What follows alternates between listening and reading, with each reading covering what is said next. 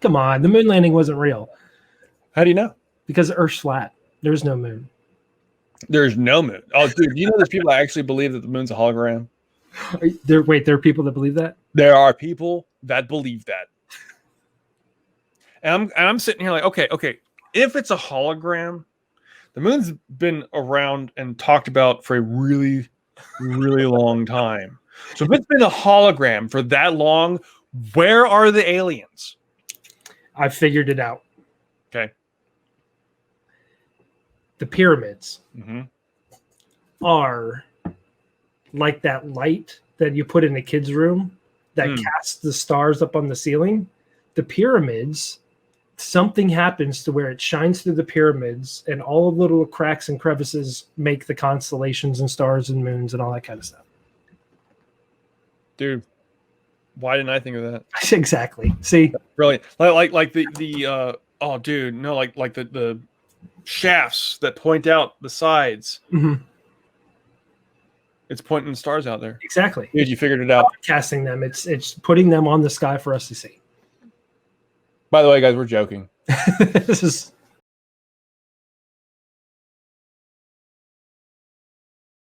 Hello and welcome. I am Cypher, and I am here with Rivas Orion, also known as phant0m on TikTok and YouTube. Dude, it is so exciting to be sitting down here talking with you, getting a chance to get to know you and to pick your brain on some of the crazy topics that you talk about. There are so many people out here with questions to your TikToks. I started following you on TikTok. I ended up getting rid of TikTok in a great tech purge that I did, and I ended up actually finding you on YouTube, and then you created a Discord. So any links that you have, we will put in the description down below for this YouTube video. So if anybody's interested in being a part of phant0m community at Discord, we'll put that link in down below. It'd be exciting to have you there. The conversations in the Discord are fun for me. I'm one of the talk a lot, but you know, I like picking people's brains. I like finding out information. I like thinking that the way that I think isn't the only way that people think. You know, I want to get different perspectives, especially on the topics that intrigue me. You know, that I'm really interested in. So I found you on TikTok, and you do some very quick videos with a lot of information. Yeah. So I was like, hold up, wait a minute. Talk to me here. So let's start out before we get into some of these videos and some of these topics. Let's start out with a little bit of you. Who are you? Where are you from? Well, I go by Rivas Orion on my social media stuff, or you know, most people just call me Phantom.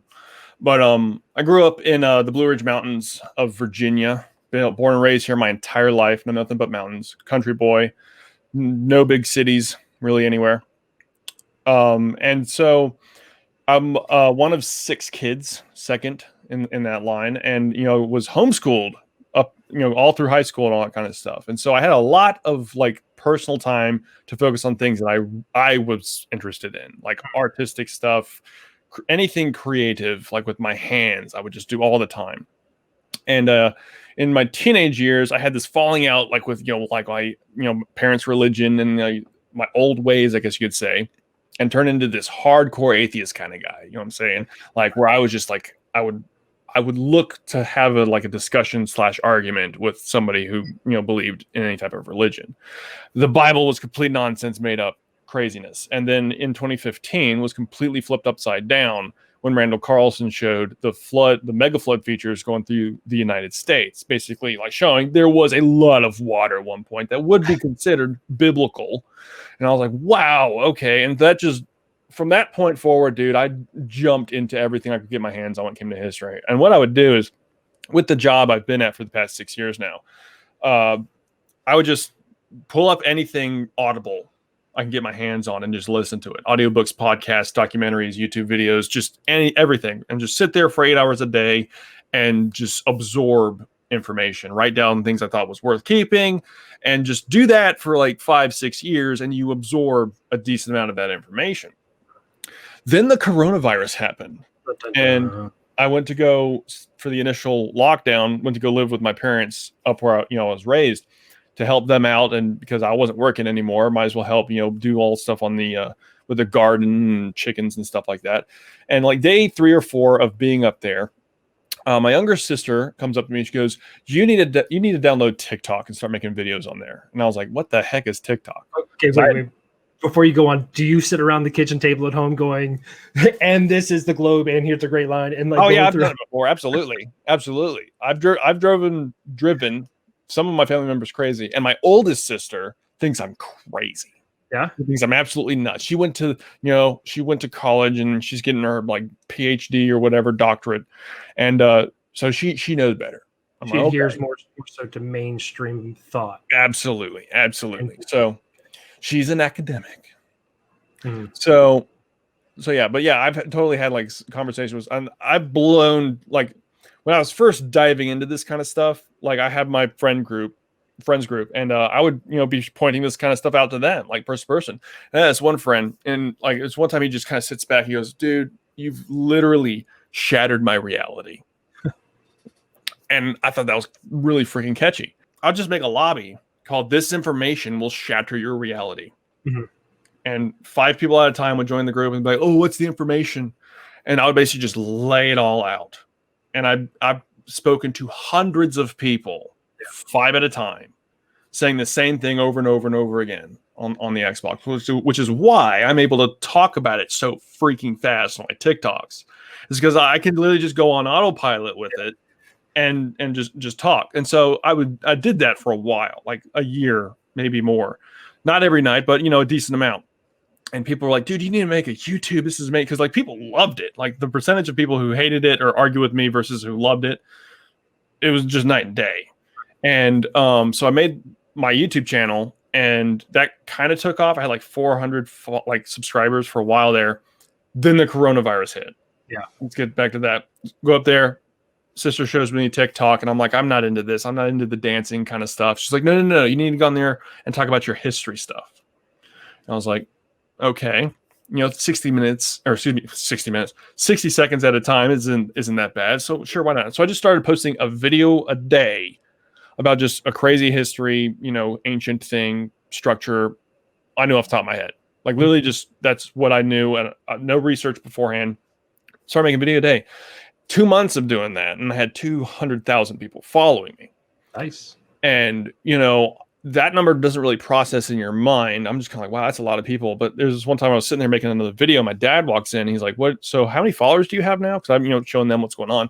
I'm like, 200,000. And he goes, what? Like, holy cow. I was like, yeah, it's kind of crazy. 2 more months go by, and I had 400,000 people following me.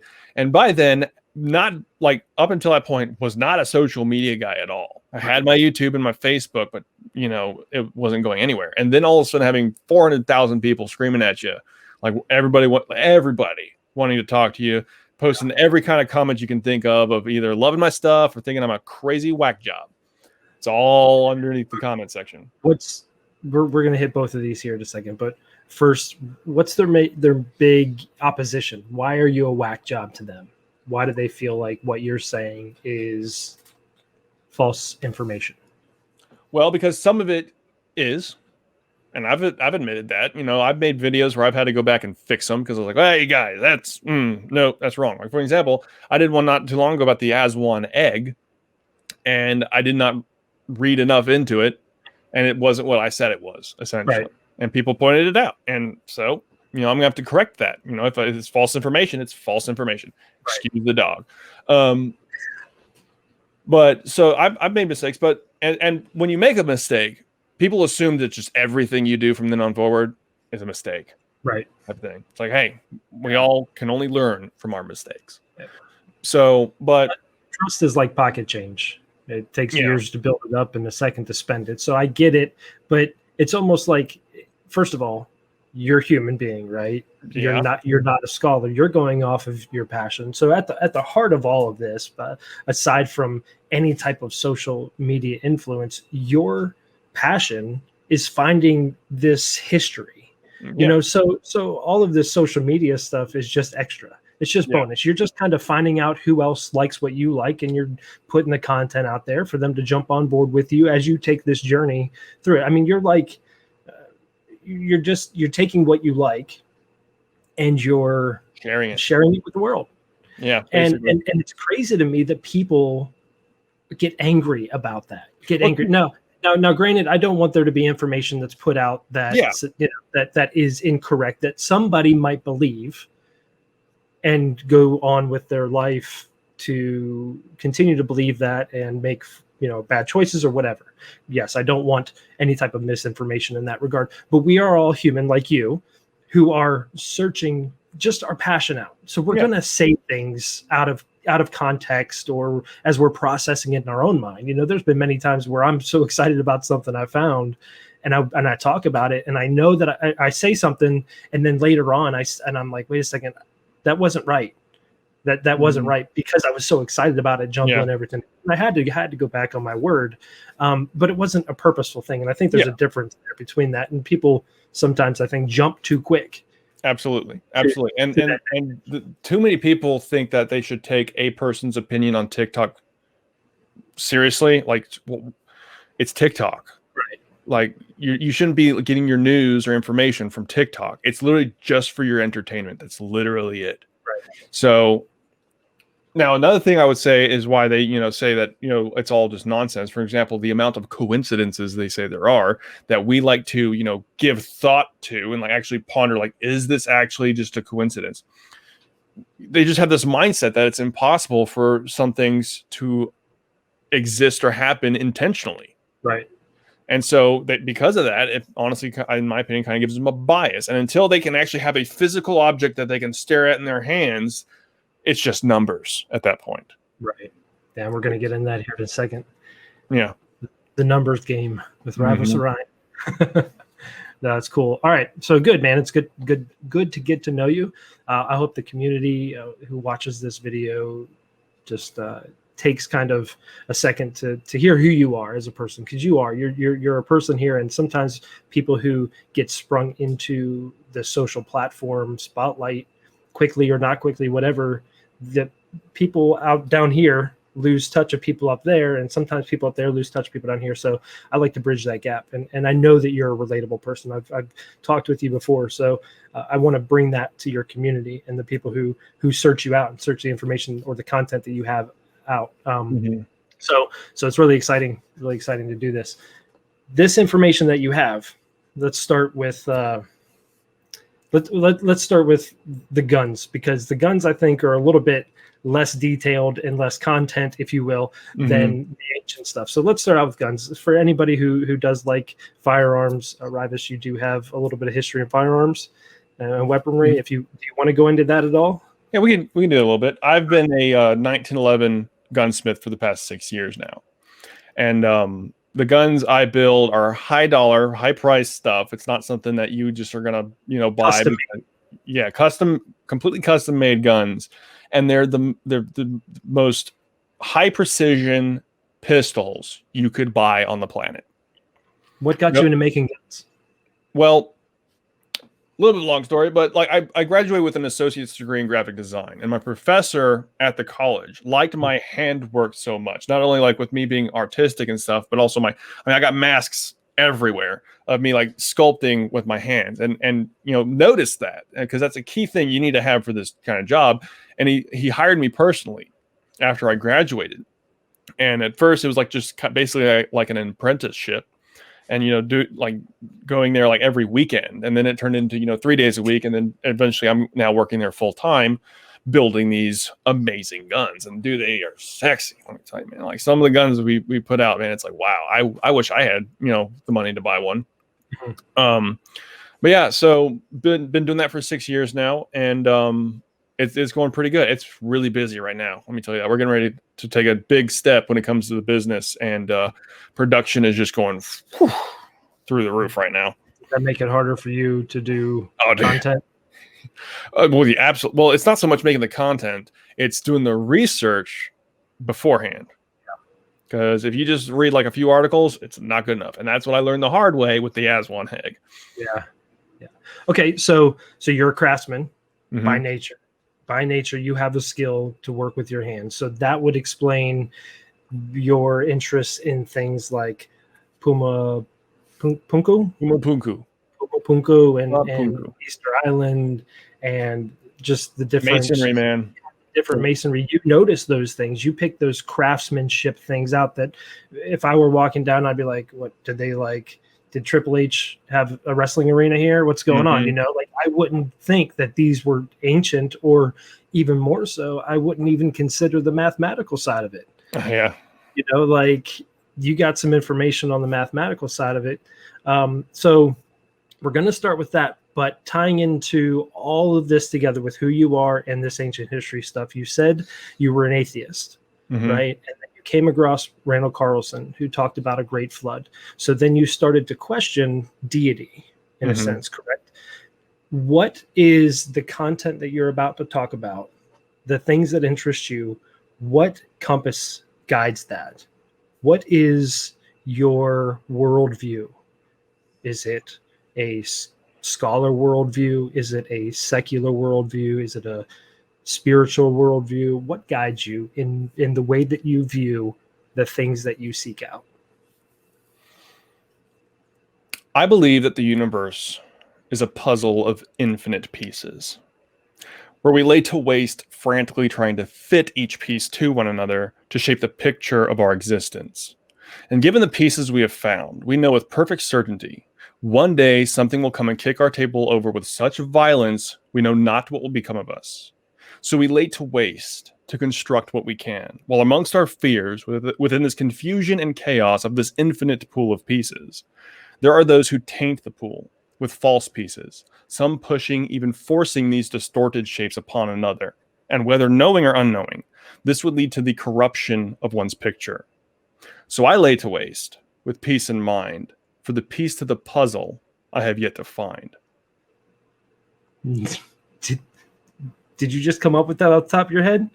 Nah, man. That was amazing. I was like, what? That's been my philosophy for a long time. That's awesome, man. That's good. You have it down. You know what you want. You know what drives you, and you don't let things that don't interest you get in the way. Yeah, there's very little like distraction from what I'm into. That's cool, except for the haters, including some family. Yeah, but hey, there's always gonna be haters no matter what. And for anybody watching this, this is all interesting to me. I have no clue about any of it, and that's why I'm doing research. That's why I'm asking people who know more than myself. I want to know more about these things. I want to know, was there ancient civilizations earlier than us that we know of that man was here? Is there some type of cyclical solar pattern or world pattern that happens in a catastrophe cycle that resets the earth and leaves bits of creation around to flourish and go again? You know, like I want to know what and how this all happens. You know, I look at it this way. I come from a biblical worldview. Okay. But I come at a very Jesus focused worldview, as in I try to do my best to incorporate love, joy, peace, patience, kindness, goodness, gentleness, faithfulness, and self-control into my life and my daily decisions every day, because I know that that will make a positive impact on people around me, and that there's nothing wrong with doing that. Right. So making other people happy, helping them out, makes me happy. This is something that interests me. And if God is a creator that created everything, then he would have had to be a part of this somehow, whether it being the things or people that created them, or no God at all. So this is my search as well for this information, to know who I believe my God to be a little bit deeper. You know what I mean? Yeah. So I feel you. All right. So tell me a little bit here about Pumapunku. I'll pull a picture up on the screen for everybody to see. This is what you're talking about. Yeah. So this is in South America, and the site is called Pumapunku. Okay. And these are a few of the blocks we find at Pumapunku, and they're called H blocks. And we don't understand how they were used in construction. They almost kind of look like puzzle pieces, but they actually don't fit together at all. So this is still kind of like a mystery as to what the purpose of these things actually were. But they have this really precise H shape, and what's amazing about them is that they're all identical. Like it's as if these things had a template that they were essentially molded from. But we're talking about stone here. I forget the exact stone. I want to say granite. I don't think so. I'm not positive on that. But what's crazy about these stones is that the ones that they've measured so far, and these measurements actually can go back a while. I want to say like into the it might have been the 1800s when they were first measuring this kind of stuff. That's a great picture of showing you the amazing right angle of this. But the height of each block is exactly a meter high, a meter tall. From the bottom where we see right here, the bottom the ground, to the top of the statue, from the top of the block is exactly a meter high. The gap you see, not the one he's measuring there, but the gap on the inside is exactly 22 millimeters across. This one here? Not the outside lip, but that inside one. This one in here. Yeah, the deep cut there, and that one's really eroded. The one on the right side, you can see it's more square, and on the left. In fact, the left one is the best one. Exactly 22 millimeters across, and on the back side, if we can find a picture of the back side, it just has like this T look to it, and that is 30 centimeters across. And I'm not sure we're gonna be able to find one. Usually, people just want to see the fronts of them. Yeah, there's some. But here's the thing. These are like supposedly like 2,000 years old. So this right here from the top, from the front to the back. I forget exactly what that one was, but yeah, these have been created using the metric system. So the problem with this is that our current history is that Napoleon first instituted the meter, the first official meter, in 1793. And they did that by measuring the Earth. And they measured the Earth from the pole, North Pole, the circumference around down to the South Pole, back up to the North. So not the equator circumference, but the polar circumference, right? And they cut that up. Sorry? Napoleon did that? Napoleon first instituted it. Okay. Yeah, because that was the first time where they were actually getting measurements of the Earth that, that the best ones so far. Right. Anyway, and so they divided that circumference up into 400 million parts, and one part of those 400 million is a meter. Okay. So whoever, and they say that these things being these measurements is just a coincidence. It's just kind of how it came out when they were making them.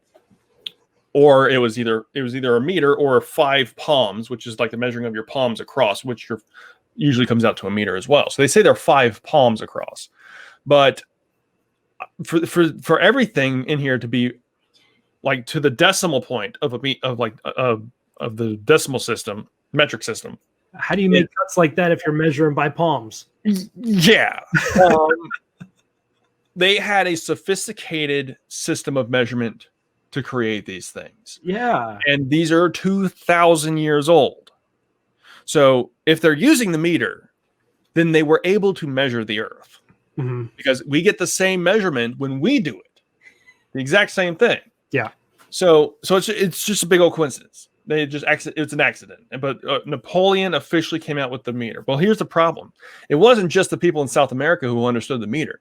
Whoever built the pyramids also knew the meter. What was their measuring stick? The royal cubit is what they say that the Egyptians used. Okay, and how does that stack against the meter?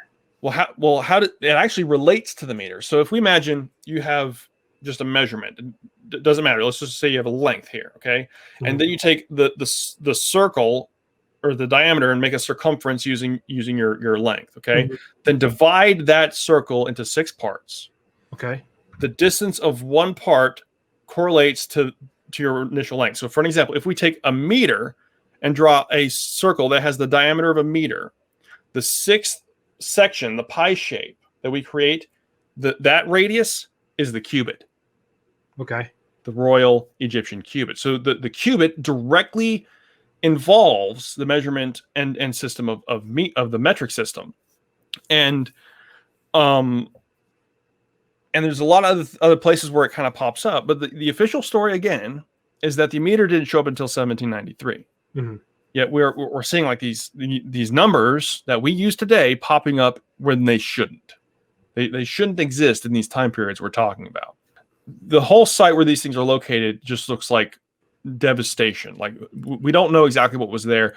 And the main site that I can't remember the name of off the top of my head right now, that is a few miles away from this, was actually really badly damaged, like what you see here, and then reconstructed back in like the early 90s, I want to say. And okay, so we don't have what this place originally looks like. So we have basically the archaeologist's artistic rendition of what he thought it looked like. So this right here is how they found it. They just basically took the dirt away. Around. Now, what you see here is probably a lot of this has been moved around. People have been shifting blocks for a long time, rearranging them and putting them in nice, so tourists can come through and see everything officially. But some of the stuff is so big and heavy, they can't move it. Mm-hmm. So is that, that yellow part there, the yellow stone, that base, is that bedrock? Do you know? No, that's probably just some kind of plant or fungus growth on there. No. I mean, like, is that bedrock? Oh, underneath it. No, that's not bedrock. No, that's a stone that was moved there. How? Yeah, isn't that just the question we've been asking for like a long freaking time? That's the question. How did they get it there? And the latitude, like, we're talking like, I want to say, man, I forget, super high latitude as well in this area. Like the air is thin where these things are. So, if you're lugging several tons of stone around, it's kind of like, how are you breathing efficiently? Yeah, like, look at that. See all the stuff like sunken in the ground? Yeah. See the hole in that one stone right there? Right there. Yeah, that's perfectly circular and goes several inches into that stone. How? Yeah, that's a hard stone too. If that's not granite, that's diorite probably. And it's a perfect circle. And it goes several inches into that stone. And so what are we taught to believe happened? Oh, they were like spinning a bit. And the thing is, these people had copper. So it was with a copper bit. And it is possible to drill a hole into a hard stone using copper with a rotate, like simple stick, or you have weights and you have like a stick with the copper bit on it and the handle's like offset so that when you rotate it, you get momentum and you can just continuously rotate to bore down into the hole. So it is possible to carve a hole into granite using a primitive method. The problem is that some of the sizes, especially if like some places in Egypt, we're talking about like the diameter about this big across, like a foot across. Like they have a copper bit that big across. Okay, so did they have metal forming, like forging things? For instance, if I'm using a copper bit, is it one solid piece of copper? Is it a copper tube with teeth on it that I got to constantly sharpen? No. What it's just, imagine like a cylinder, and they could have made a copper cylinder. That wouldn't have been a problem. But they would pour an abrasive like sand or quartz sand into where they're drilling, and put water in it, and then just rotate this thing, and the copper would just spin the bits of sand, and the sand actually would cut. And this is mainstream thought for how that hole was cut. Well, it's people have done it several times. You can cut stuff. It just takes freaking forever. Yeah. So to do that on a production basis is not feasible. It's a lot of man hours. Right. A lot of man hours. So this site we're looking at here, sorry it's so small here, but what is this? They're doing some archaeology here. I could see that they've dug out in sections. Yeah. Those pieces are sunken in. What do they believe that this site was? People living here, ritual? Do they believe it was? It was, if I'm correct, it was like the capital of like a place at one point, like, like the center point of whatever culture was in this area. Because if we find anything left over from anybody, it had to be a place of worship or a capital. Oh, absolutely. Absolutely. Yeah. I mean, or a burial site. Yeah. Something sacred, maybe, not a governmental building at all. No, it can't be that. It can't be a manufacturing building. That'd be a really expensive manufacturing building if you're building that kind of stone. Yeah, I don't know completely. And here's the thing. With how old, you can't date when the stone was actually carved. Like, there's no dating when that stone was cut that way. All you can date a site by is the biomaterial left behind by the culture. And so, for example, if you have like a stone structure that was carved at this time period, They eventually collapse and disappear. A few hundred, maybe even 1,000 years go by, and a new culture moves in. They start living with all these ruins, making it their home. Well, they've just completely erased the bio trace of the previous people. Yeah. And now we date their time and we say, oh, they must have built it. Right, because that's all we have proof of. Exactly. Their existence in that area. Exactly. Here's something I've kind of wrestled around with, the thought, now that we've been in COVID 1984 for the 2-week curve of 2 years. No, didn't you know it's just 15 days? Oh, right. I'm sorry. Yeah. It's 15 days. The 15 curve that has now turned into 2 years. What if, all right, let me pick your brain for a second with my thoughts. What if COVID 1984 wiped out all of it, advanced civilization, wiped out China, wiped out the North American cities, just completely obliterated anything we know as civilization today. But there would be pockets of people that survive, right? Like your wealthy people. Let's hypothetically say an Elon Musk or Bill Gates type of person that we know that the general public who's not sheep know that these people have their own property with their own survival system, regardless of what happens with the world. Anyways, so say they survive with their small community of people, right? But they go, we can't make civilization come back on our own. We need to find other people to help us. Who would be the people that survive something like that? Possibly. My question would be, let's say, you have your billionaire in his bunker, and he has enough resources to live his lifetime, and maybe his children's lifetime, and then the next generation's lifetime. But by then, the resources, unless they have a way to renew and sustain, they too would eventually just crumble and disappear as well. But they would either repopulate themselves or possibly. And teach, right? They would start with a Gobekli Tepe idea of this seems to be some type of aggregation, agricultural hub, right? So that they taught people in different communities that branch out in their own area, maybe. Yeah. So they would pass as much knowledge as they could for that kind of stuff, but a lot would disappear completely. Right. We would digress before we began to program. Absolutely. And here's the thing. Let's say like years go by from the initial event and like 3 generations have gone by. And now you have these people trying to explain to the next generation as to what was before. We had massive buildings. Things were flying in the sky, taking people from here to there. Okay. No matter how hard they tried to explain anything to these kids, it would sound like a mystical story from the beginning. If you've never seen it, if you've never experienced it. It's just this story that you were told of the dragons that would fly in the sky. And now here they are explaining about the flying things that, to their, and so on and so forth for generation after generation for 12,000 years.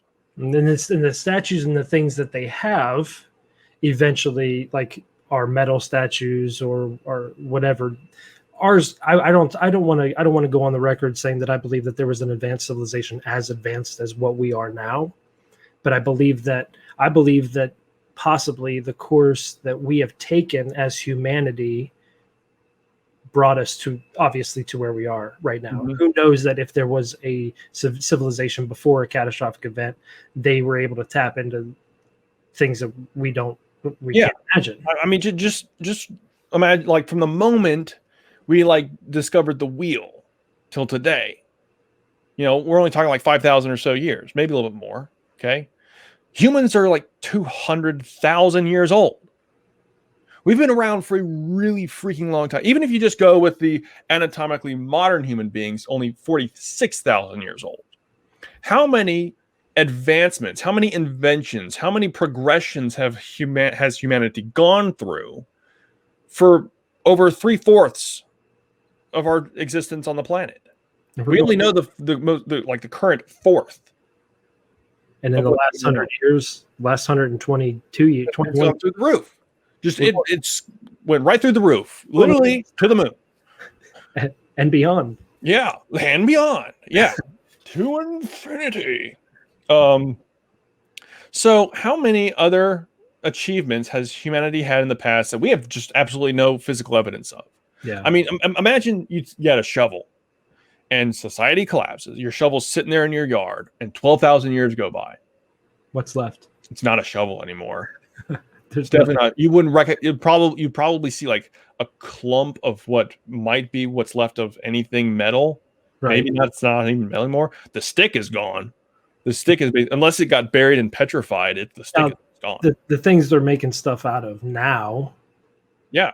That I'm sure could, and that's why I don't believe that there was a civilization necessarily as advanced as ours. Well, consider this though. We're already trying to make things biodegradable. We don't want things to last. That's true. Because if it lasts, that's a problem for nature, right? Right. Everything. So let's say we got to the point where we had like buildings that if we didn't like rebuild every so often, they would just literally, disintegrate in front of us, right? Let's say we achieved like the pinnacle of perfectly being able to like have a timeline when things degrade. If we achieve that and everything we have is made out of stuff like that, we would just straight up vanish. Right. You wouldn't have cars. You already wouldn't have cars lying around. Where do you find even now the larger manufacturing, business distribution, world distribution places that are going to be on the shorelines? Oh, absolutely.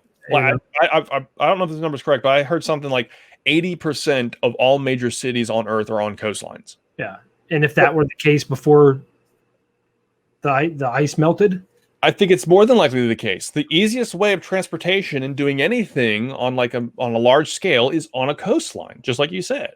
And if anything was on the coastline, it's gone. Absolutely. I mean, if we imagined that our ocean levels rose by 400 feet on us, like that, it would put like at least half of the United States underwater, hundreds of feet of water. So if we imagine that a broken New York now goes under, let's say, 400 feet of water and then just sits there for 12,000 years, we could probably agree that because here's the thing, for an example, to give you some perspective, the Titanic has been underwater for over 100 years now, and at its current rate of decay, give it another 500 more years. No, let's say 2,000 years for enough time. They actually, not to interrupt you, I just watched a video on this, and they found there's a bacteria that's eating it, and they're saying it's less than 150 years, and it's going to be completely gone.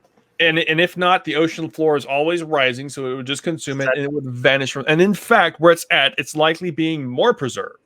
If it was closer to the surface, where more sunlight could get to it, sure, there still might be a boat there, but you couldn't tell. It just looks like the ocean floor. So again, if New York and everything off of every coastline and island disappears under hundreds of feet of water for 12,000 years, we could probably agree at that point that most, if not everything, would either be completely gone or unrecognizable to whoever would exist later if they searched their oceans to begin with. Yeah. Keep in mind, we've only searched 8% of our oceans today. It's insane. Yeah. It's hard. And you can't see anything. Right. So, yeah. And it's expensive. There's sharks and really big octopi. Yeah. So, word octopus, right? The octopi for multiple. Octopuses, actually. Oh, yeah? Yeah. I found that out. And I was like, man, octopi sounds so much better. Yeah. But the official, correct way to say it's octopuses. Wow. All right, let's talk about Gobekli Tepe. Oh, real quick though. All we have from our ancient past is what they carved from stone. Right. And they're the greatest structures this planet has ever seen and has never seen again since. Which stone doesn't go away unless you break it apart. Or until it's so eroded away that you can't tell it was ever carved. Man, some of this stuff, I was watching Brian Forrester the other day. Some of this stuff looks like foundation. Like there was something built and they poured a foundation around it. And then whatever was in the foundations eroded or gone away. And then he's like, but there's stone. Could there have been a different type of cement way back then? That they formed all this stuff and placed it? I mean, they're already saying that the Egyptians, there's one idea that the Egyptian pyramids are built out of cement and some kind of geopolymer. And there's so many questions. You're telling me rabbit trail on the pyramids. You're telling me that there's only there's no other rooms in these pyramids that we know of. like, I don't want to tear the stuff down, right? I'm not one of those people like, oh, tear it down to see I will what's beat your butt if you right. tear that. But our technology, we're going to Mars. There's no way.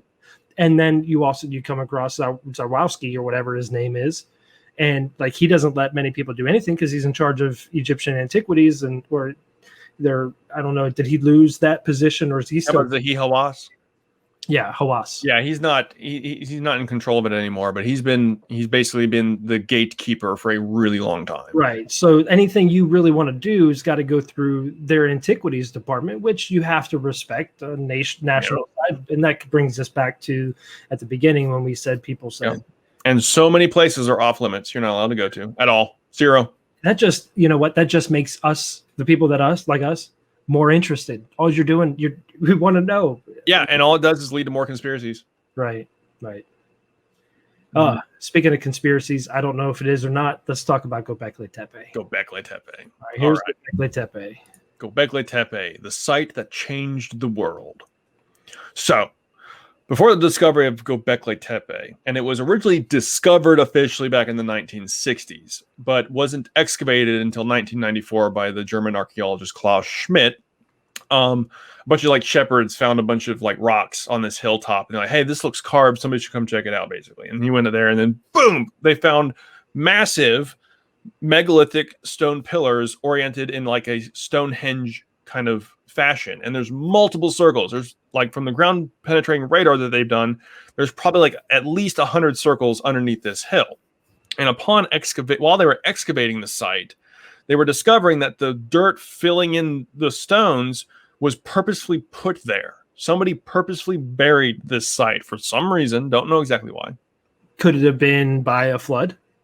No, it was because you can basically see baskets, like the way baskets are thrown down. Because a flood, it would just all be one sediment layer, right? Mm-hmm. But you can see the different layers of like each basket being tossed down, essentially. Okay, why? Yeah, that's a great question. I would probably say to preserve it. But for who? If they preserved it for somebody and we found it by chance, who was meant to find it? Maybe it was us. Kind of like a time capsule? Yeah, because here's the thing. If we knew that our civilization was going to completely collapse, like we were mentioning earlier, mm-hmm. and we don't know what's going to come out on the other side, but we think that another civilization could possibly show up thousands of years later, how are we going to communicate to let these people know that we were here and we knew what we knew? We essentially did that with the gold discs in space, right? Well, yeah, but what good's that going to do people down here? Well, if they ever get to space and find them, I don't know. Are they just off float? No, that's gone, dude. That is gone. That's going to show up somewhere billions of years later at some other planet, and they're going to be like, "The heck is this?" No. What we would do is we would construct a monument that would withstand the test of time and encode deep into its dimensions, orientation, and measurements fundamental mathematical constants of the universe. Mm-hmm. So that it's always accessible regardless of what happens. And the math never changes. Even if people tried to change it, it couldn't. You can't change it. 1 + 1 will always equal 2. I was waiting for you to say something different. That'd have been funny. Oh.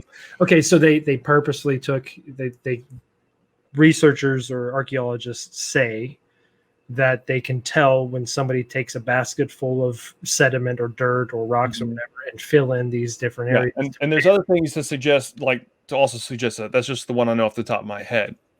Okay, so these here would be the pillars. Yes, and this is actually I hit my mic. This I forget which enclosure this one is, but there's another enclosure. Enclosure D is the one where it looks more preserved. Like for example, the pillar you see that looks broken right there.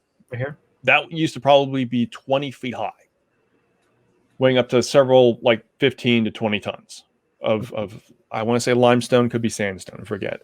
Okay, but, so you see these back here, these are all part of it, yeah? Those are the tops of some in other circles right there. And you can see this boardwalk that they created so that you can go through it efficiently because we don't want people climbing all through this kind of stuff, climbing on all the stones. This is like one of those panoramic cameras. Yeah. This picture here.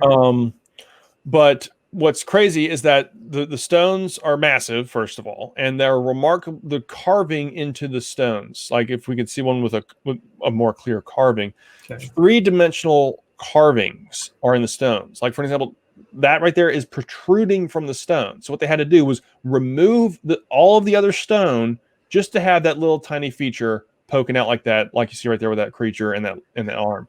Can you imagine being the guy tasked with taking, you know what, we just want this pinstripe on here, everything else off, go ahead and strip it on. You're like, what? Yeah, it would be way more easier to make it a relief carving where they carve the animal and that's an arm right there is what you see there. What the stones are is that the T shape is supposed to be a head, and it has these arms that you see coming down the side right here that actually come and wrap around its belly. Oh, okay. So they're supposed to represent people and beings, and but the amount of work required to create these three-dimensional carvings is remarkable. Because, I mean, it would just be way easier to make it a relief carving and just carve the things directly into the stone and just be done with it.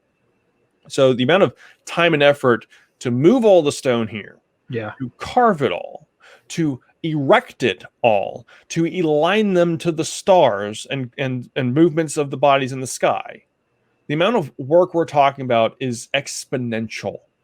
And it's going to take us at least 160 years to excavate the site completely. That's a great picture right there. See, all of the stone, it's 3D protruding from the stone. Mm-hmm. People don't understand the amount of work required to do that. And be, or if you're chipping away at it, okay, so say, what do they believe they used to create these? What are the tools that they say? We're talking about Stone Age people right now. And that's what's amazing about Gobekli Tepe is because of the dirt was purposely put there.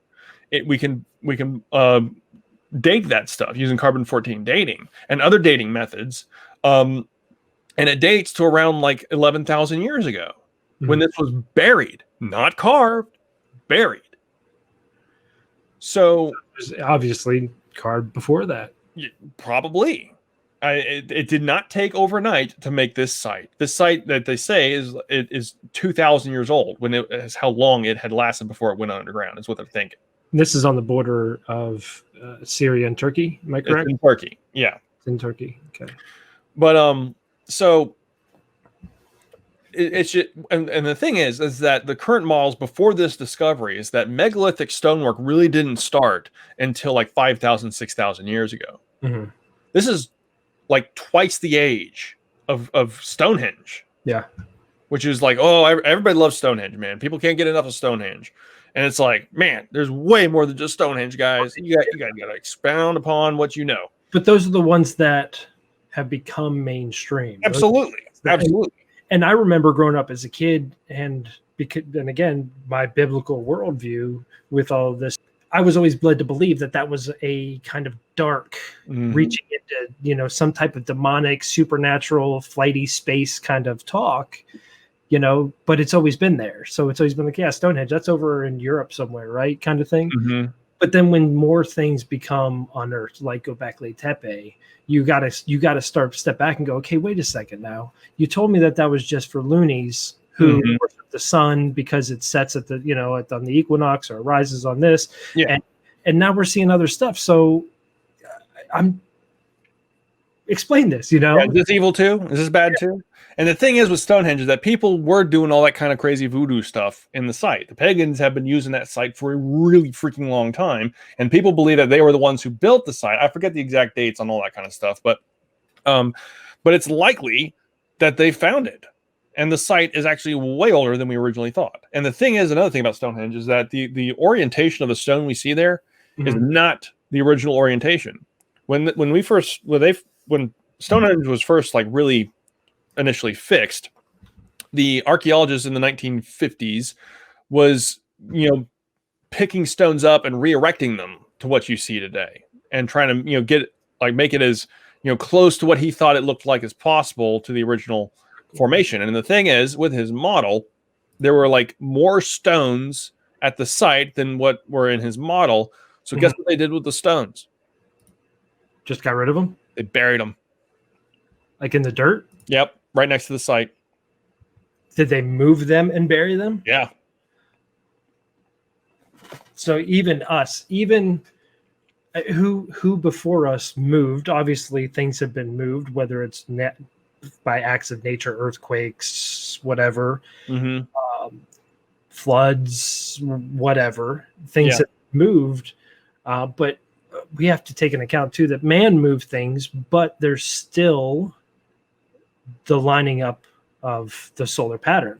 Yeah. Still these And different that alone as well, the understanding to be able to understand the movements of the sky enough to where you can even point something to it, let alone a massive megalithic stone structure. Yeah. With a remarkable level of precision we're talking about too. It's not like they you just kind of have to eyeball it and it's okay. No, it has to be right there. And if it's not there, none of it works. Do you think, because I kind of see it as all these different areas have all these different things, like Gobekli Tepe, they say is more agricultural. Would this be solar? So like, are there different areas of the world teaching us different things or leaving behind different coded messages, if you That's will? a good question. I mean, I would say that these sites were built to encode information. So, and you know, here's another great example of like a remarkable, crazy. Why the heck would they do that with stone corner in one of the temples in Egypt? Okay, look at they have that stone, that one little tiny corner bend to go underneath that stone. Why would you do that? But you get people go, oh, it's just the easiest way to cut and stack stone. Well, then why don't we do it? Right. Why aren't we doing this today? It's because we can't. We literally, the amount of effort it takes us, it's like, why the heck would we do this? It's such a little corner piece too. Like, yeah. why I don't know the exact measurements of that. I wish I knew, because if it was like super tiny, I would be even more pissed off. Like, what is going on? Yeah, what's the point of that? Yeah. There was a couple here that we were talking about earlier as well. See if I can find those. There we go. This matches up with Peru. There you go. Yeah. This is from South America and Peru, and then you have the stone in Egypt, and they're curving the stone in the corners. Mm-hmm. And they're all doing it. And this is called polygonal stone masonry, is what this is called. And we find this kind of work all across the planet. Cambodia, Egypt, South America, Easter Island has this kind of masonry on it. Actually, Ahu-Vinapu. There you go. Yeah. Here we go. See that corner? See how that little tiny stone is poking into that corner, okay? Yeah. Yeah. That they chipped away or like did whatever to shape this stone to fit that little tiny rock right there. We see that kind of stuff everywhere. If we go to Cusco or like Sacsayhuaman in South America, we see this kind of stuff as well, where they bend the corners of the stone and do all sorts of crazy shapes. And the stones are each stone is perfectly cut to one another. Like the stone that touches like each bend, like this. Let's see if a bend. The stone is the perfect opposite shape to fit with the other block. There's no mortar in between it. It's stone against stone. There's some stones that I saw as well that have a twist to them. Yes, yeah. The insides, so the insides are not perfectly flat and butting up. They each have like this angled twist to them, so they kind of like cup together. Is that believed to be? I heard better for earthquakes. Yes, that's the only reason. That's the only reason they did that. Whoever built these stones or built these walls, because this picture doesn't do it justice of the size. I wish I had one pulled up. Yeah, that initial seam comes up to like a grown person's head. Yeah, is how tall that initial block is. And another thing that's crazy about these sites. So we talked about Egypt having polygonal stone masonry. We have South America having polygonal stone masonry. We have Easter Island having polygonal stone masonry. So they share these crazy is it just a coincidence that they're building the same stuff? I don't know. But anyway, there's another crazy thing. Yeah, look at that. That's amazing. There's another crazy thing that these sites have a connection with each other. And that is that they are on the same line going around the planet. That's right. I saw your TikTok. Well, I saw it on YouTube. You posted on YouTube. You have a line of everything, all of these different areas that connect all the way around the planet. So here we have Easter Island. Okay, that's where Easter Island is. Come around the planet. Now, here's the thing. I did this really quick on this globe, so this is not a perfect line. But we have 21 megalithic, well, not all megalithic, but megalithic stone sites. So we have Egypt. We have Ollantaytambo, Sacsayhuaman, the crazy puffy-looking stone that we saw earlier. And it's super, super washed out. But anyway, there are 21 sites have been found to exist on the same line at a 30-degree angle off of our equator is where that's at. And whoever was building the massive megalithic stonework, like what we find in Egypt, South America, and on Easter Island, had the capability to quarry, move, and lift unbelievable large masses of rock above your head, and cut and shape the stone with such a level of precision that you can't fit a razor blade, and in some places a human hair, in between the blocks as they butt up to each other. Many, if not all of these sites, have remarkable connections and astronomical alignments with the stars in the sky, along with the sun and moon, along with sharing identical architecture, stone cutting, and locking techniques, making many of the walls earthquake-proof, which is why they have lasted as long as they have. And the other crazy thing is that if we take the distance from Giza right here to Nazca in South America, and multiply the distance to the golden ratio, the number we get equals the distance from Nazca all the way over here to Angkor Wat in Cambodia. Okay. So, and this works so far from what I've mapped out on Google Earth so far. This works with Giza to Nazca to Easter Island to Mohenjo-Daro and Angkor Wat. Take the distance from one site to another, multiply it by the golden ratio, you always find one of those sites. And according to our current models of history that were taught in school, not only were these people and civilizations and cultures separated by vast distances and oceans, right, they never could have talked. They had absolutely zero contact with one another. How? Oh, it's just a big old coincidence, didn't you know? Just coincidence. Everything is a coincidence. That golden ratio, that line, this circumference of the earth matches the pyramid as well. We were talking about that. Well, yeah. So if we take the Great Pyramid of Giza, the largest one of the three on the Giza Plateau, and we expand that structure, like let's say we scale it up 43,200 times. Yeah. Right. And you have this massive pyramid now. The perimeter around the foundation of that massive pyramid equals the circumference of the equator around our planet at close to 25,000 miles. The height of the pyramid now equals the polar radius of the Earth at 3,000, close to 4,000 miles, giving us a three-dimensional image of the northern hemisphere of our planet, to where if we took two pyramids, flipped one of them upside down, put it underneath the other, and scaled that entire structure up 43,200 times, we would have the dimensions of the oblate spheroid Earth in which we walk on today, to the same level of precision and accuracy as our modern satellite measurements. And another reason, the reason why 43,200 is not just a random number, is because it's how many seconds are in 12 hours. But also, as our planet spins, it has a tilt, which also rotates like a wobble, called the precession of the equinox, which makes 1 degree of precession on the horizon every 72 years. Like, for an example, if you go outside, find a star, and hold your finger out like this, and put the star right underneath your knuckle here, 72 years later, that star will only have moved to the top of your knuckle. That's how minute, and you can barely tell it's there in a lifetime. Yeah. And 43,000, and the number 72 pops up throughout many cultures all across the planet as well, along with the numbers 4, 3, 2. But not, and 43,200 is a multiple of the number 72. And another crazy thing is that when our planet, as it rotates, the total distance it has rotated for 1 second equals 2 sides of the great. Do I have my pyramid here? No, I don't. Oh, I do, right here. And grab my pyramid. So when the planet rotates for 1 second, it has moved 1,500 feet, or the distance of 2 sides of the Great Pyramid. When it rotates for 2 seconds, the total distance it has rotated equals the entire perimeter distance of the Great Pyramid. I know all that's a lot, but long story short. Not only is the Great Pyramid a scale model of the Earth on a scale of 1 to 43,200, but that number is a key motion of the planet itself, and so far we have been taught that the Egyptians thought the world was flat. It's all coincidence. Oh, yeah. It's an accident. It's an accident. They just decided to create the structure at that size, to that perfect 1 to 43,200 ratio. Do you know the coordinates to the Great Pyramid of Giza? This is the one they say is just absolutely crazy. Oh, no, it's totally coincidence. What are they? Look it up. I want you to look it up so everybody else can see. Type in Great Pyramid of Giza coordinates. Let me pop this up here.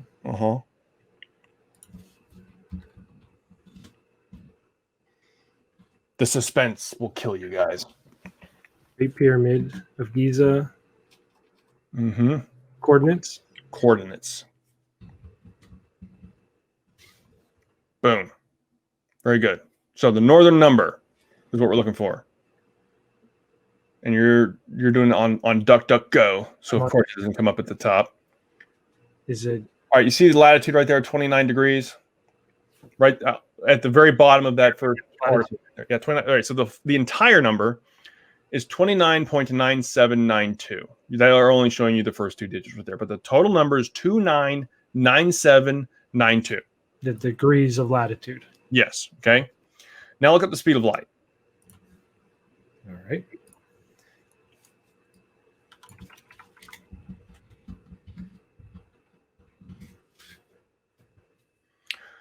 $29.9792. That's coincidence. Oh, big ol'. Yeah. It's a coincidence that cultures all across the planet all create civilization, agriculture, and building structures all at the same time. It's a coincidence that they share many of the same features and characteristics with the myths that they tell.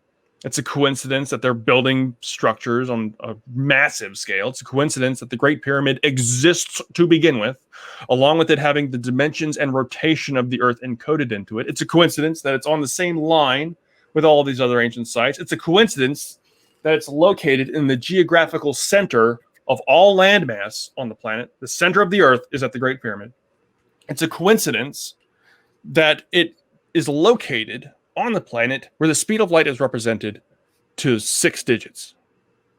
And there's so many more coincidences that they say there are. But at what point do so many coincidences all converge and point in a completely different direction from where we're currently heading, to where we must reconsider our models of history? How many coincidences do you think a future civilization is going to be trying to pass off when we disappear? And it's all because we don't have an answer, and because we're not willing to question. We're not looking. I try to be as fiscally smart as possible in my perspective. So I see governments that don't necessarily want to invest in the past, but they want to invest in the future. Mm-hmm. Right? We got to stay ahead of everybody else. All these governments got to stay ahead of everybody else. They don't have the allotted, funds to push into it. So it's a lot of private people and private institutions that look into these things. But this is who we are. This is where we came from. This answers the questions of the meaning of life. If we know, for instance, mm-hmm. and track it back and look at the actual history and find and figure out and how we can see. Ultimately, I believe that we can find out if there's a God or not if we find out where we came from. But that's so hard to do because there's so much that's gone. Mm-hmm. So it's just a matter of people constantly talking, investigating, looking, questioning. But I don't feel like anything is set in stone except for what is. Well, here's exactly. Our history has been written and set in stone, mm-hmm. but our understanding of it is not. Yeah, well, I mean, here's the thing: the institution aspect of having hard evidence for something is good. Yeah, we should be able to have that. I want that. I want to find the hard evidence. Exactly. The problem comes when the ideas that offend these people up top, when these ideas show up, they just pass them off, and they no, we know better. We have the piece of paper to say we know better. Mm-hmm. You're just the rabble down at the bottom. Okay, it completely cripples the progression to understand this picture.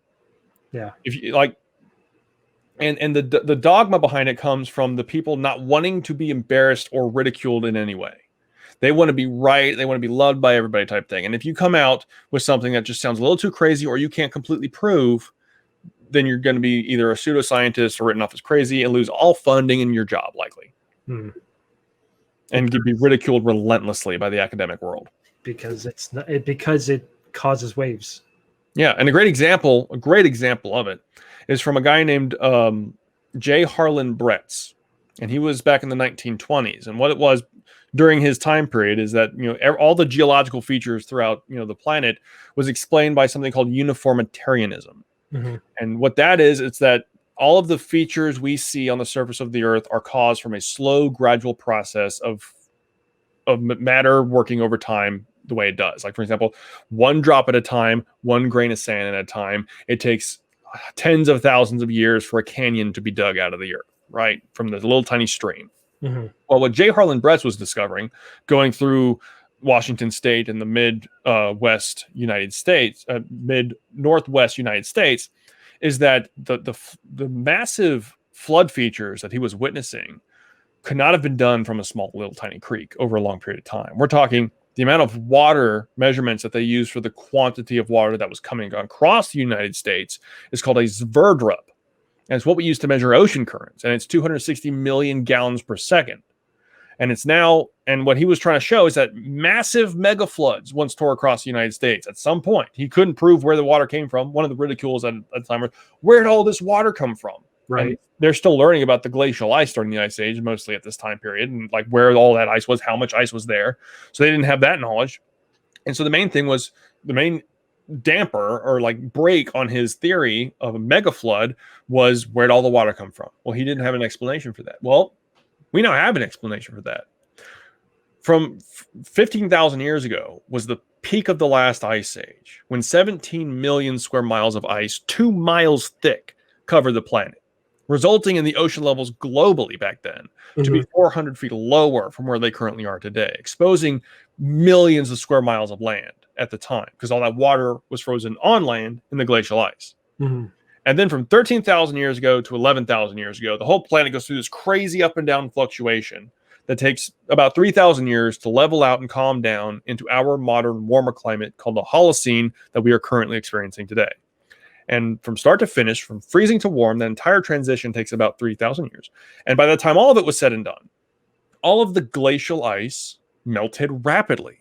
Mm-hmm. And what would happen is that all that water would pool into massive, huge, deep lakes on top of the glacial ice that still existed, until as it melted, it can no longer hold back the weight of all of that water and break, releasing the most cataclysmic floods down the landscape this planet has probably ever seen, or sees at the end of every ice age. Who knows?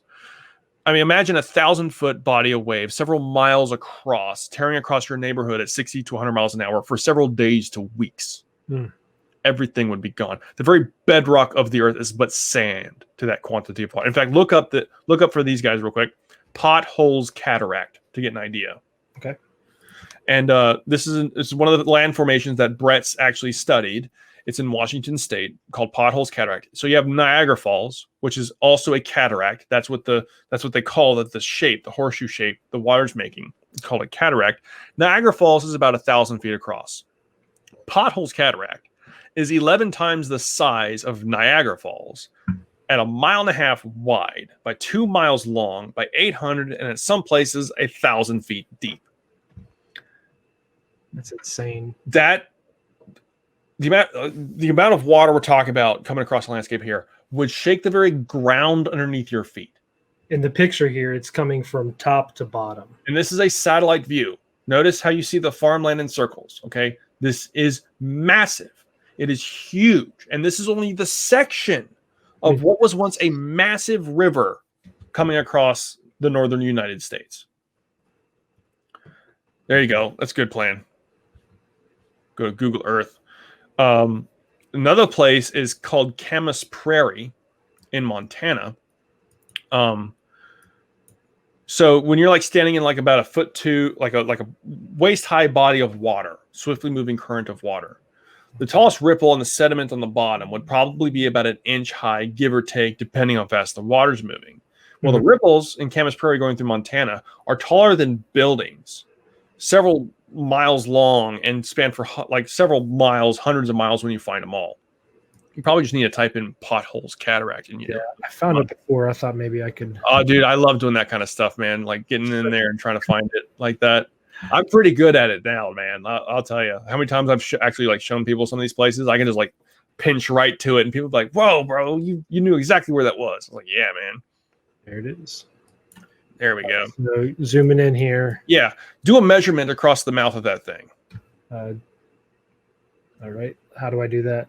So at the bottom icon where you're at, there you go. Click on that. Now come to the edge, right there. Yep. Go across there. That's in meters. Go ahead and change that to. No, you're fine. Just click on it. Just go ahead and click on it. And then let's do miles. Miles. 1.67 miles. Yeah. Yeah. So wide river coming through there. And it comes, you were speaking of Randall Carlson earlier.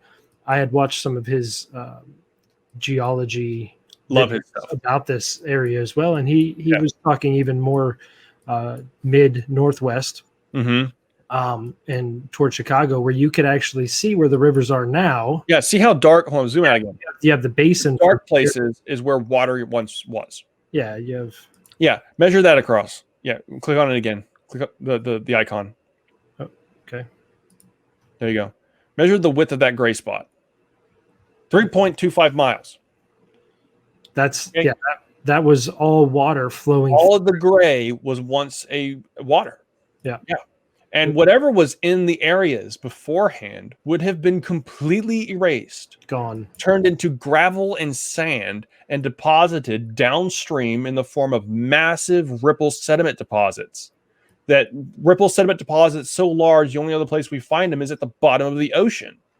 And these are only 2 land formations of thousands. Well, I only showed you Potholes Cataract, but I mentioned Camas Prairie. 2 of thousands of these land formations all across the states, and probably some places in other places of the planet, which is the permanent scarring on the earth from the biblical flood. I'm pulling up Camas Prairie right now. Yeah, CAMAS, prairie ripples. And the Camas Prairie ripples are honestly more amazing because there's this one picture where you can see a highway running next to it, so you can kind of get a sense of scale. There's another one where you can see a little tiny house that's been built on the prairie. Yeah, there's a couple different sites here. I think this one will work. All right, so here, this is Camas Prairie, but you can see the ripple. There you go, right there. Yeah, zoom in on that. Okay, measure the length from one crease to another.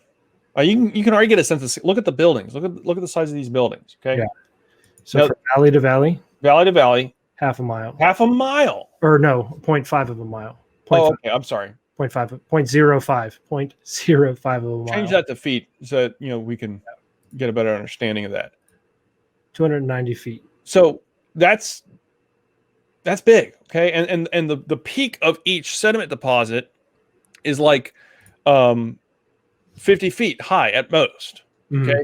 And guys, we're only looking at a little tiny section that's been kind of eroded away and replaced by a city here. I remember seeing the actual prairie where it looked like on the shore of a calm lake, where it has the little ripples in the sand from the waves or the wake coming up and kind of the sediment a little bit. Tell you what, type in ripples on the end of what you have right there, and you might get a better one.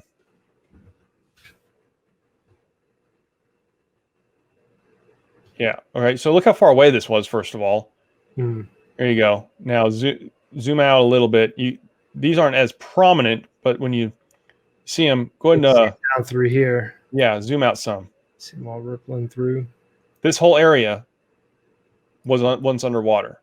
From mountain up here at the top to mountain, all of that was under 800 feet of water. From here to here, all this was underwater. The peaks of the mountains were the only thing showing when the water was coming through this area. So you can see the ripples of where the water kind of sediments, kind of sitting and eroding and dropping that sediment as it's flowing down through. And you can see the different directions the water was going. For example, see the ripples kind of going off to the left here? Over this way. Yep. And then you have the ones coming straight down.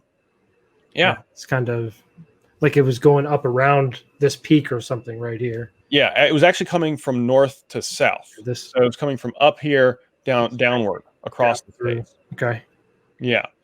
So this is happening during the Ice Age. Okay. Killing whatever the water touches, destroying everything. Okay. And where does all this water end up? Where does it go? You can see all these ripples here. Now, here's a house. Yeah, there you go. All right, so there's a house, and this is just all ripples, like a seashore or a lake shore. Or like if you imagine a small or a large creek after a decent flood. In fact, I have a TikTok showing one that a recent one that happened in my area, where you see like ripples about about the size of your thumb. And we're talking about a body of water probably like up to your chest, about the size of your thumb. Okay, these ripples are taller than buildings, like 50 feet, like several stories high, made up of like really dense gravel and rock and stuff, from where things got pulverized into nothing. And before we had this view, this overhead view of it, We couldn't see it. It was just hills. It looks like hills. Exactly. And it was after, the invention of flight, and now the drones have really helped out with this kind of stuff. Yeah. Drone technology has really helped out with getting the pictures and it's solid proof. No geologist can look at these features and go, no, that wasn't created from water. This is water formations. And people say, well, what about the desert sand dunes? It's not the same thing. Right. Sand dunes are made out of sand and wind. And they have really sharp peaks that kind of like have this like tilt to them. You don't find boulders and massive rocks and gravel in winded dunes. Nowhere. Yeah. The only thing that can move that kind of stuff is water. I'm really looking forward to this episode, and hopefully we can do more of these and get into more topics, as we barely skimmed the surface, and it's almost dude.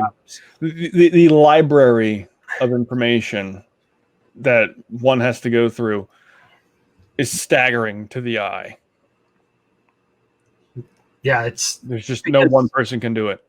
But you have everything from, like you said, Napoleon's documentation, let's say, of Egypt and the Sphinx. Yeah. To Petrie's. Yeah. Like we have all this information that the regular Joe, like me, who just sits around wondering, I wonder who did build, carve the Sphinx, is never going to look into a Petrie. I had no clue about him until I started digging into all this stuff. So, so hopefully this will open a door of opportunity for other people who are interested in the content to get information through you. So hopefully the community will respond well to the video, and hopefully you would be willing to do more videos like this. And we'll progress this as we go. We'll get better at, talking. We'll get better at making everything look good and all that kind of stuff. But I appreciate you spending time with me. I really do. No problem, dude. Yeah, it's been great. Like you said, you interact, you get some pushback. Oh yeah. And whenever I start to talk about ancient civilization stuff, a lot of people shut me down. So I don't really talk to a lot of people about it, because it's, oh, you believe in this and that. I thought you were a Christian, and it's you think aliens did it? Of course. I also think that Elon Musk is an alien on another. Dude, some of the people up there just might be, man. To basically wrap it up, and like you said earlier, we could talk about this for hours on end. Like there's never a scarcity of information that we could talk about. But the take home point that I would want everybody to realize is that you get people that say that people need to give the Egyptians more credit, right? I'll give them more credit. You're just being whatever, and you just don't think that they could do it for a whole bunch of stupid reasons. Mm-hmm. No. It's not the case at all. I think they could do it, because here's the thing. There's nothing different between the Egyptians and us. It's just our stuff. Right. What we have is different. And it's also the case for the people 12,000 years ago, 15,000 years ago. They were just as equal to the Egyptians as we are to the Egyptians. Mm-hmm. They are human beings. They have the exact same thinking, comprehensive capabilities, and problem-solving skills as we today. And I do not believe that we are the first organized society, civilization to have existed on this planet. Yeah. We're just the current iteration of our progression through a cycle that is never ending. And it wasn't our civilization starting 11,000 years ago, but restarting from a cataclysmic event so destructive and devastating, it almost made our species go extinct, like it did the mammoth. Yeah. And we are the descendants of the survivors. And we'll talk about that next time. Dun, dun, dun. That matches up so much with the solar stuff. I'm interested on the other side as well. And that would be, I would love to get the guy that I watch on YouTube into a podcast and talk to him about his field as well. Because my mind is just like, boom. He's just so like Like he just rattles, gives you all this information. For me, it's like I try to explain it to my wife because I talked to my wife about it and she's like, what? So I try to explain it as I understand a foreign language, but I can't speak it. Mm-hmm. I can't articulate it well enough. You understand what he's saying, but you can't repeat a word you just said. Yeah, so that somebody else can understand it. You know, Yeah. I get where he's going. I get what he's talking about. I understand the components, you know, of where it is. And I've been watching for about 2 years. So the more I get into it, the longer over time I'm picking up more and more. But it's just the correlation between what he talks about, this 12,000 year solar cycle with our magnetic excursion or magnetic flip or magnetic reversal, which we're currently in, and attributed different things to the climate and how it's not human driven, but humans do have an impact. I mean, we all should take care of the water that we drink and the air that we breathe and the ground that we grow our food in. That's common sense. We should take care of those things. But I believe that the temperature and the atmosphere and the environment of the earth is more driven by the sun than it is by humans. I agree with you on that. 100%. So if there's some type of solar event that happens on a cyclical basis driven from a galactic point of view, then there's nothing you can do about it. There's nothing you can do about it. Yeah. So let's all be humans and enjoy each other and love each other. It doesn't matter what car you drive. It doesn't matter what steak you eat. Don't get me wrong. Do what you do. Do what makes you happy in a sense, but love other people while you're doing it. You know, care for other people who can't take care of themselves as well. Yeah, definitely. 100%. And that kind of idea of like, there's nothing you can do about it. Like if Yellowstone were to go off, like people are like, you know, crippled by that anxiety. Okay. And don't get me wrong. I've, you know, had sleepless nights over these kind of thoughts of like a meteor coming in and just, you know, ending everything. You know what I'm saying? Yeah, definitely. And it can be crippling to some people. I've spoken with some people that have been so like just torn up with their mind with these kinds of things. But this is what I think about it. First of all, think about how awesome it would be to exist during that kind of event. Like just a little type of like maybe a little silver lining of all this. Out of all of the human beings to have existed, you're the one who got to witness Yellowstone go off. I mean, now granted, I would want to be like close enough to where I could watch it, far enough away to where I could watch it, but close enough to where I wouldn't be around afterwards. Right. I don't want to experience the fallout. That's my thought too. If there's some type of solar event or some type of catastrophic event, I want to see it. I want to know what's happening, and then I want to opt out because I don't want to deal with it. I don't want to have to rebuild everything afterwards. Yeah, it would suck. I mean, could you imagine not having hot water? And that's just one thing that you all take for granted. Can you imagine not having electricity? Man, nobody in the world having electricity. It would suck. It would suck real bad. 48 hours, the food in your freezer and fridge are done. Yeah, like society would fall apart in a matter of hours. Hours. Maybe even minutes. People would already be panicking. I think there's going to be some type of, this will come on. And I think it's going to be a matter of a couple days before people realize there's nothing anywhere. Yeah. And by that time, fuel pumps, you haven't been able to get any fuel. So people who did have fuel that were driving have already driven out of their fuel. Mm-hmm. You know, you're going to have people trying to get to loved ones, make sure they're okay. And, there's going to be mass chaos. It will be pure and utter chaos, 100%. And that is scary. It's really scary. It's a scary thought. And we're only getting a taste of what it could be right now in our current world. Mm-hmm. But what my philosophy to it is that you, at any point while you're driving in your car, you could, die. Yeah. You still get in the car. You still live your life, right? There's endless possibility, endless ways for you to die just by whatever causes. Okay. So kind of think of it like that, but also understanding the fact that your tomorrow might not come.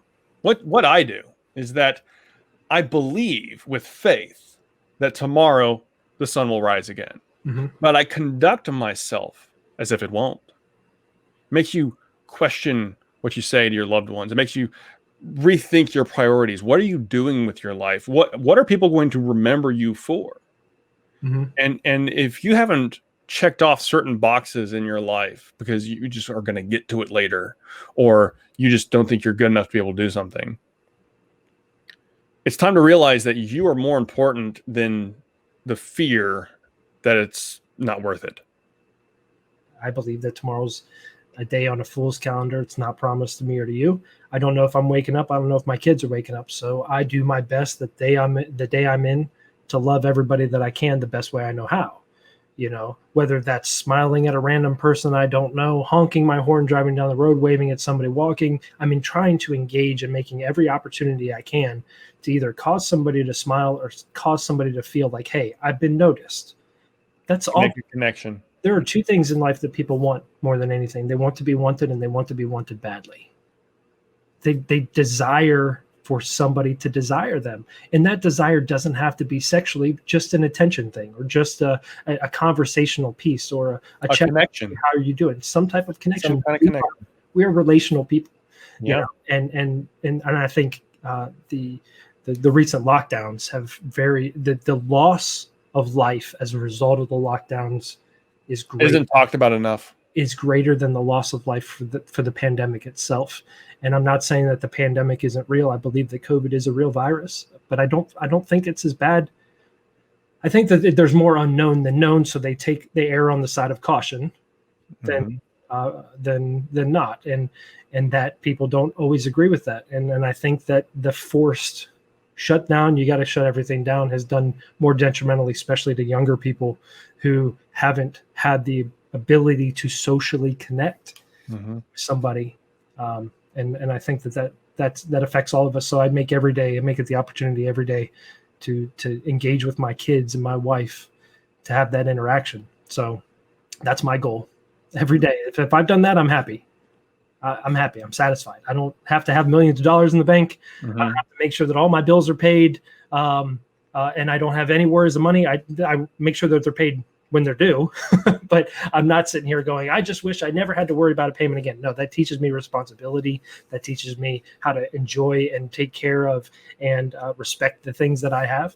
But with all that aside, we're humanity, like you said, and no matter how far you go back or how far you go ahead, we all have the same connection through the existence of humanity, and that is we are all the same people, and we need to act like it. I want to get to our roots, man. I want to find out who we are and where we came from. I want to know more about Noah. If there was a flood, I want to know about it. I want to know about the people who died. I want to know about the people who lived.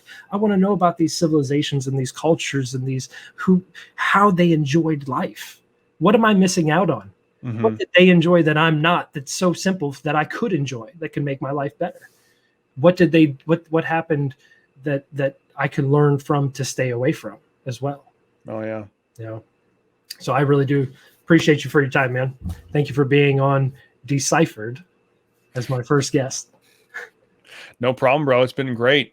Good stuff, man. It's been awesome. All right, everybody. Thank you so much for being here. phant0m Universe, thank you so much for being a part of this. I'm looking forward to more opportunities, man, spending time with you and picking your brain and asking you questions. From our first episode on Deciphered, thanks for being here. No, I appreciate it, bro. And as always, bye.